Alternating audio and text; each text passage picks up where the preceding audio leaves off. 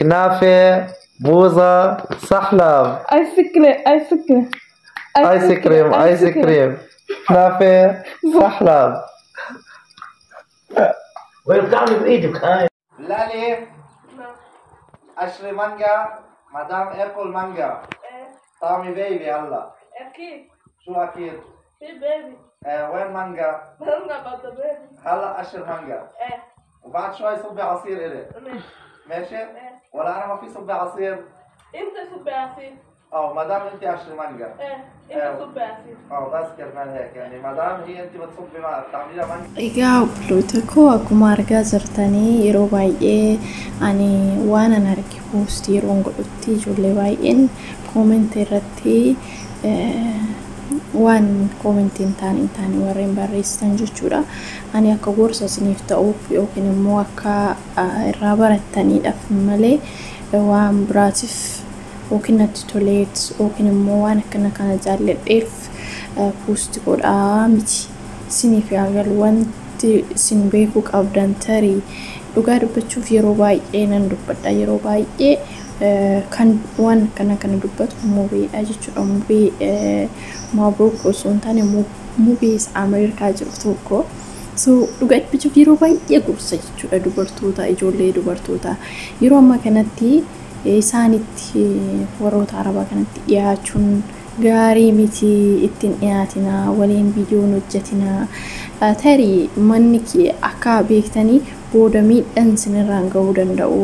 Kanaafuu itti dhiyaatanii viidiyoo waliin hojjetina tiktookii waliin miidiyaa kan jedhamu siruma wajjin hin dalaginaa yeroo dirqama dhugaa dubbachuuf yeroo tokko namoota tokko bakka beektanitti dhiyaatanii dirqamsiisanii booddee dhumni akkana ta'e mucattii takkatu jira beektanii biyya Beerut keessadha yeroo baay'ee kan baay'atu waan akkanaa jechuudha.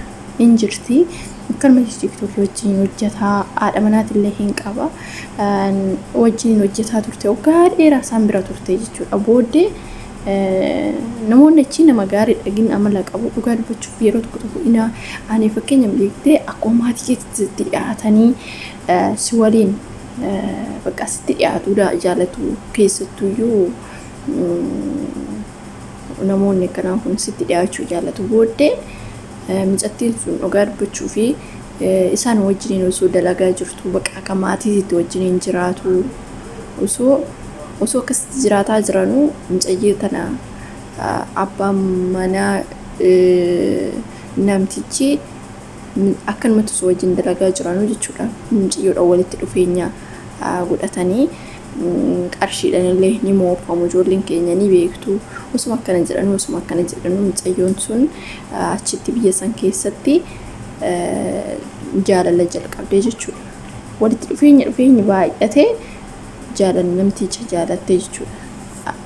Dirqamsee waa'ee ani akkaataa ofitti nama harkisaan hin beeku dhugaa dubbachuuf kaza yeroo akkas gootu sanii mucayyoo sun hin ulfoofte beektanii achumatti isaan warra ulfoofte jechuudha.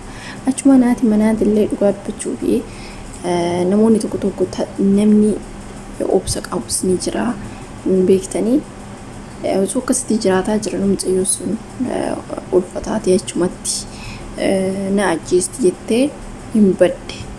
Yeroo baddu kanatti namtichi osuma gargaaraa jiru mucattii sun deessee haati manaa namicha kanaatillee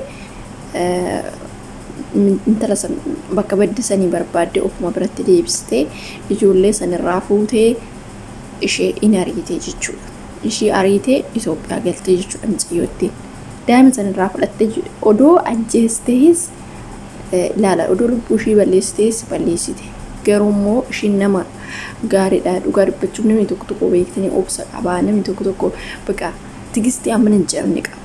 Kaza yeroo kanatti mucattii isaan gara biyyaa galchitee isaan booda isheen mucattii daa'ima san akka kennaniif yookiin immoo akka erganiif taasistee isaan booda hin didanii jechuudha. Daa'ima ishee san hin arganne mucattiin sun dhugaa dubbachuuf ani tiktookii irratti waan ishee argeef ishee beekuuf hin boochi bakka baay'ee tokko namni jechuun kaa ilmoodha nama dhiisatoo bineensuyyuu ilmoo ofiit irratti nama hin jaalatu beektanii akkasitti akkas taatee ishiin isitti dhiyaattee waggaa dheeraa bira turte seenaa ishii ani Habibatti yeroo himtu akkasumas immoo daa'ima kiyyanaaf akka erganii jettee yeroo boochuu waan an argeefi jechuudha. Kanaafuu akkanatti itti dhiyaachuun kun gaarummaa hin qabu. Ammoo fi dhugaa dubbachuu ammoo fi si jaallattu arabni tonkolii sirratti uumti malee waan gaarii siif hin yaaddu sii galee.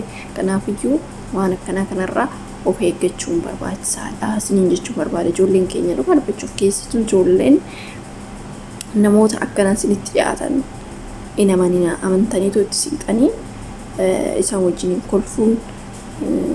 kolfuun haa ta'u ani isaan ani keessattuu irraa fagaachuu bakka erga kaayyoo keetiif biyyaa baate kaayyoo keessan galmaan gaadhu malee waan akkanaa kana nama leeffatanii isin jechuu barbaadeta. Ijoollee baay'ee dhugaa dubbachuuf ishee kana qofan beeku namoota baay'een beeka jechuudha. Miidiyaa nan ilaala yeroo baay'ee miidiyaa irratti waan an arguuf ammoo feeyyuu araboota wajjin yookiin immoo warroota adii kana wajjin itti gaarii uummattee wajjin nama jiraataa jiru hin argine. Yookaan dhiisaa yookiin ishiitu dhiisaa yookiin bakka waan ta'een adda ba'u jechuudha. Kanaafiyyuu jaalattus jibbitus warri adiin itti gaarii nama waan taatu yeroodhaaf bira ni jiraata yeroodhaaf qarshii sanii jettee ijoollee baay'ee nam beeka dhugaa dubbachuuf waan an beekuuf jechuudha. Kanaafuu itti dhiyaachuun hin barbaachisu. Yoo itti dhiyaattellee amala akkanaatiin akka ittiin dhiyaanne isin jechuu barbaadeta. Mucayyoon kun yeroo baay'ee wajjiniin qaaxaa mucayyoo tana nan beekanii yeroo baay'ee namichi dhugaa dubbachuu fi ammoo feeyyuu ta'e ishee sararaanyaadha.